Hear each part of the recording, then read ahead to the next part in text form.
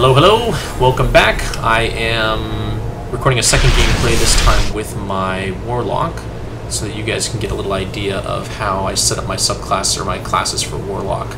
Right now I just switched to the new gauntlets, the Nothing Manacles, which gives me a special scatter grenade that tracks the enemy like a Wolfpack round on the Gallahorn. It's important that you set up your subclasses, or I'm sorry, you set up your intellect and discipline or strength properly to balance your character and how you want to play the game. Right now I find that mostly intellect and discipline is my favorite for most of my subclasses because I like having my super and I like having my nades. Especially for characters that are really good with nades like the Warlock, their nades are pretty overpowered. This is a look at my Warlock subclass, going through and checking to make sure that all of my stuff is set up properly, including that scatter grenade. I'm also going to make sure that Bloom is on, which is a really cool perk for the Warlock. Basically, if any of your enemies take damage from either your nade or your melee or your Nova Bomb, they can explode, which causes additional damage to people that are around them. It's like Golden Gun with Keyhole, where when you hit an enemy, they explode, and the explosion causes damage to other enemies near them, where you can get kind of bonus kills with it. So I've set up my character with Bloom, I've set up my character with the scatter grenade, I've got the Nothing Manacles on, which gives me the extra scatter grenade as well as tracking, and I am good to go. For this time I'm going to use a shotgun instead of a sniper rifle because just a little closer gameplay, or a little close-up gameplay.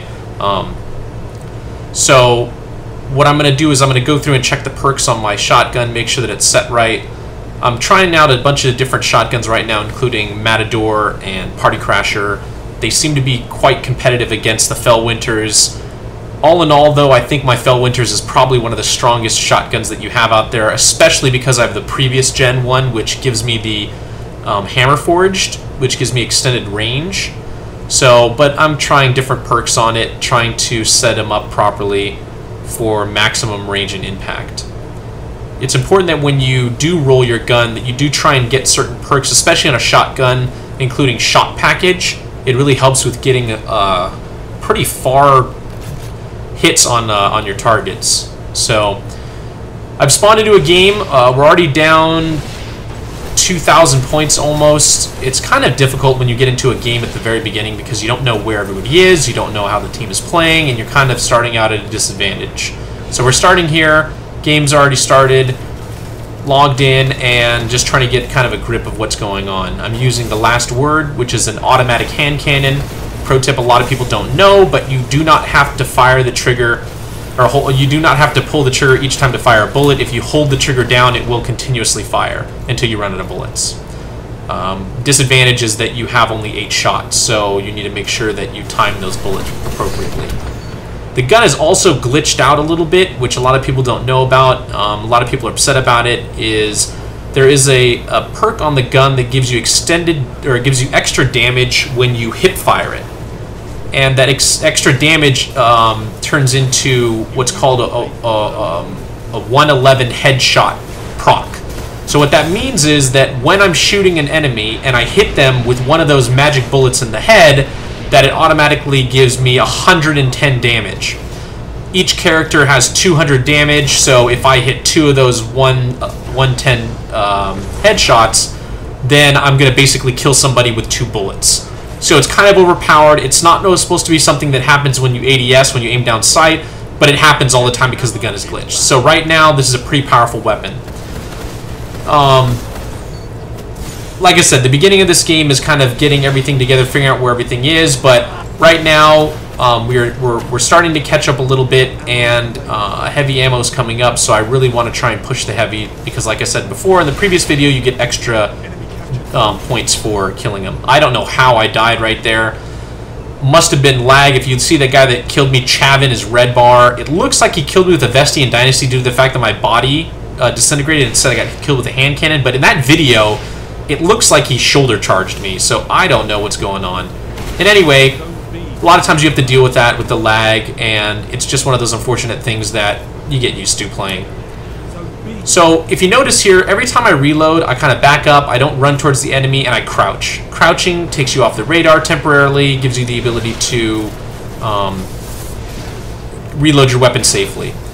So right here, I decided to push and use my super, and the reason why I decided to be so aggressive is because I noticed that my enemies had popped 2 supers already, those bubbles, which gave me my super back immediately. It's important that you gauge when you have your super and when to use it. If there are orbs on the ground, you want to try and make sure you use your super before you die, because if you die, you will not pick up those orbs and regain your super through those orb energy. So it's important that you make sure that you use your super as quickly as you can, especially if you see a bunch of orbs that are on the ground. Right here, I took out a couple of guys, so one was following me. I threw a nade as a precaution to guard me while I was reloading. I was safe, so I'm able to continue. As I'm going right here, I notice there's a guy behind me, so I slide, get off the map, and slide back to try and get him. He's already been killed, but teammates are able to take him out. It's important that in these control zones, I find it's better to only take 2 flags. A lot of the times, you'll see people going for 3 caps, but quite honestly, it doesn't give you that much of a difference, and it often causes the spawns to flip so drastically that it's really difficult to get a gauge on where the enemy is. I really like to try and keep A and B on this map, but honestly, C and B is just as fine as A and B, and the real key is taking out the snipers at the end of the 2 corridors. As you can see, I pushed forward and was able to Nova bomb them as they were coming around that corner. So another thing that you got to realize when you're using your secondary is that you want to make sure that you always have ammo for it. If you see right there, I waited for the special. I was patient, because having shotgun in this game is such a necessity, especially when you're playing a close-range map like this where you want to try and get all these targets.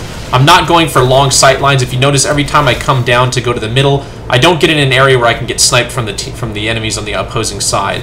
You got to play your gun or your character the way that you're set up for. Right here, I go around the corner, I bite off more than I can chew, and didn't realize that there were that many enemies there, and I get taken out really quickly. It's important that you try and gauge what how many targets you're going to be engaging at one time, just so you make sure you don't get into a situation like I just did. So the heavy ammo is coming up again. I want to try and prevent our teammates from getting it. So what I'm going to do is I'm trying to decide at this point whether I should go for the top heavy or the bottom heavy. I notice that most of my teammates are at the top heavy, so I'm going to try and clutch it up and either suicide myself on it or be able to pick it up. I notice there's a guy there. I throw a nade to distract him. I pick up the heavy. He's able to hit me with a shotgun. I try and blink out of the way, but I miss my jump. I suicide myself and try and take him out in the process, but unfortunately I die because my blink jump takes me off the map. I was able to pull the heavy, which therefore kills it for the enemy, and they're no longer able to get the heavy. They don't have any heavy there, basically, and my teammates have heavy still. So it's important that you play for heavy, that you play